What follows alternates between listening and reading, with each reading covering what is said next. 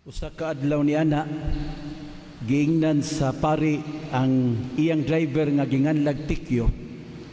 Kyo, hugasi ang atong sakyanan kay hugaw na.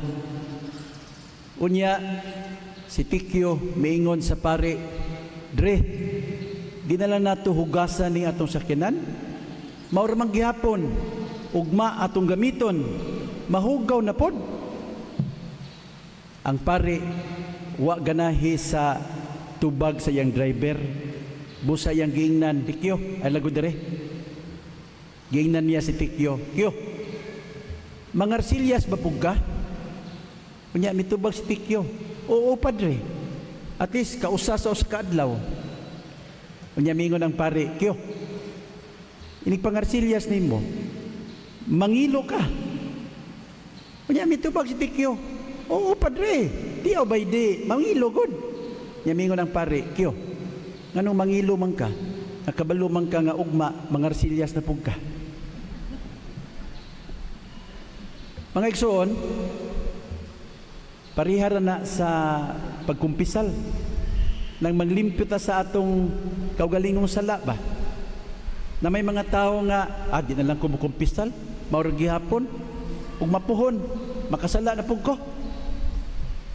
No, mukumpisal ta bisa na sayod ta nga posible ugma makasala na pud ta. Buhato nato ni tungod kay nagtuo ta nga sa pagbuhat sa ingon dili gyud ta malayo sa Dios. Amen. Mga igsoon, sa atong ebanghelyo ning Domingo from the Gospel of St. John chapter 2 verses 13 to 25. Nadungog nato giunsa paglimpyo ni Jesus ang templo gikan sa tanan nga dili makadala sa mga tao ngadto sa Dios. Gipangbugaw ni Jesus ang mga butang, mga mananap ug mga tao nga nahimong babag sa tinuod nga pagampo ug pagsimba. Ang templo usa ka lugar diin ang katawhan mahiusa sa ilang Dios. Pero sa pagsulod ni Jesus sa templo, lahi ang iyang nasaksihan. Ang balay sa iyang amahan nahugawan, nahimo ng murag merkado, diin dunay mga tao nga nagnegosyo. Sa unang sulat ni San Pablo ngadto sa taga-Corinto, atong nasayran mga igsuon nga matag usa nato templo sa Espiritu Santo. We are all temples of the Holy Spirit. 1 Corinthians chapter 6 verse 19. Ug ning panahon sa Kwaresma, kita gidasig sa simbahan nga manglimpyo usab sa atong kaugalingon. Hugasan nato kining atong templo sa mga butang nga makababag nato sa Dios. Limpyuhan nato ang atong kaugalingon sa mga batasan ug binuhatan nga dili makatabang sa atong pagpaduol sa Ginoo. Diya sa unang pagbasa from the book of Exodus chapter 20 verses 1 to 17. Nadungog nato ang napulo ka mga sugo sa Dios. Anaa dinhi ang mga buhat nga angay natong likayan aron dili kita mahugawan sa salang mortal. Ang pagsunod ni mga sugo sa Dios mao'y usa ka nindot nga paagi sa paglimpyo sa atong kaugalingon. Tinuod, dili nato kaya nga luwason ang atong kaugalingon. Pero pinaagi sa pagtuman sa mga kasuguan, mahimo nato ang pagkooperar para sa atong kaluwasan. Kini ang kabubuton sa Dios para sa iyang katawhan kaniadto ug hangtod karon. Mga igsuon, ang napulo ka mga sugo dili nato angay sabton nga babag sa atong kalipay. Mao ra ba kini ang pagbati sa ubang mga tao, ilabi na ning modernong panahon? Dili sila gusto may balo unsa ang mga sugo sa Dios, tungod kay dili sila gusto nga mapugnan sa ilang gusto. Dako kining sayop. Hinumduman nato nga kining napulo ka mga sugo gihatag sa Dios sa katawhan sa Israel aron nga mahimo nilang giya sa ilang pagpadulong ngadto sa yuta nga gisaad. Ug para kanato karong panahona, kining napulo ka mga sugo mausab ang atong giya. Murag some kind of a navigation system diya sa atong paglawig padulong sa gisaad nga kinabuhing dayon. Dihay tao nga naningkamot nga mahimong Diyos nun, miduol siya sa iyang pari aron mangayo og giya ug gikalipay pag-ayo sa pari kining iyang nindot nga tinguha. Unya niingon ang pari, kumusta man ang imong mga paningkamot? Ug ang tao mitubag, Father, okay ra man pod. Niingon ang pari, Brad, sa imong pag-ingon nga okay, unsa may imong gipasabot? Ug mapasigarbuhon kining maong tao nga mitubag sa pari, Padre, wala gyud ko'y gisupak bisan usa sa mga sugo sa Dios.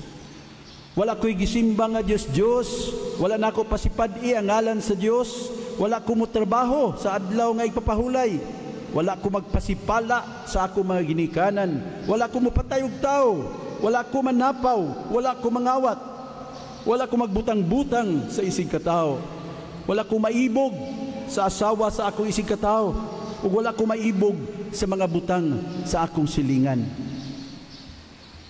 Nipahiyom ang pari nga naminaw niya. Pero miingon si Father, okay, Brad, wala kay gisupak bisan usa sa mga sugo sa Dios. Pero ang akong pangutana, gituman ba nimo ang mga sugo sa Dios? Medyo nakurat ang tao. Unangutana siya, Padre, usay buot nimo ipasabot? Unya ang pari niingon niya, wa kay gisupak, Brad, sa mga sugo. Pero imo ba ning gituman? Pananglitan, gipakita ba nimo nga usa ra gyoy imong Dios? Gipasidunggan ba nimo ang ngalan sa Dios pinaagi sa imong pulong ug mga buhat? Nagsimba o nagampo ka ba sa Dios sa adlaw nga ipapahulay? Gilipay ba nimo o gialagaran ang imong mga ginikanan? Giampingan o gipalambo ba nimo ang kinabuhi sa imong isig katao? Gipangga o giatiman ba nimo ang imong kapikas? Mitabang ka ba aron pagbantay sa katigayunan sa uban? Aduna ka ba'y gibuhat aron dili madaot ang ngalan sa imong isig katao? Nagamping ka ba nga dili maibog sa asawa sa imong silingan o sa mga butang nga iyang gihuptan? Mga igsuon, abi ninyo, human madungog ang mga pangutana sa pari, kining maong tao medyo naulaw siya. Nahilaw ang iyang naong. Unya, milakaw siya nga naghinuktok. Pero ang nakanindot, kay nakaamgo siya, nga dili diay igo nga maglikay sa daotang buhat. Importante sab kaayo nga magbuhat ug maayo para sa Dios ug sa isig katao. So he realized that he had been so careful on avoiding wrongdoing. Now he knew he must not only avoid evil, he also has to do good.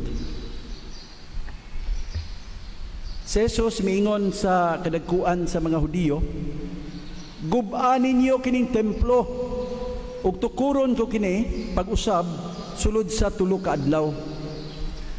Unya mga igsuon, gingnan ta sa ebanghelyo nga ang gipasabot ni Jesus sa pag-ingon niyag templo mao ang iyang lawas. He was also predicting the great mystery of the resurrection. My dear brothers and sisters, in observing the commandments of God, in doing His will, we certainly are asked to deny ourselves from worldly pleasures. It is like dying to self, dying to our own wishes and pleasures.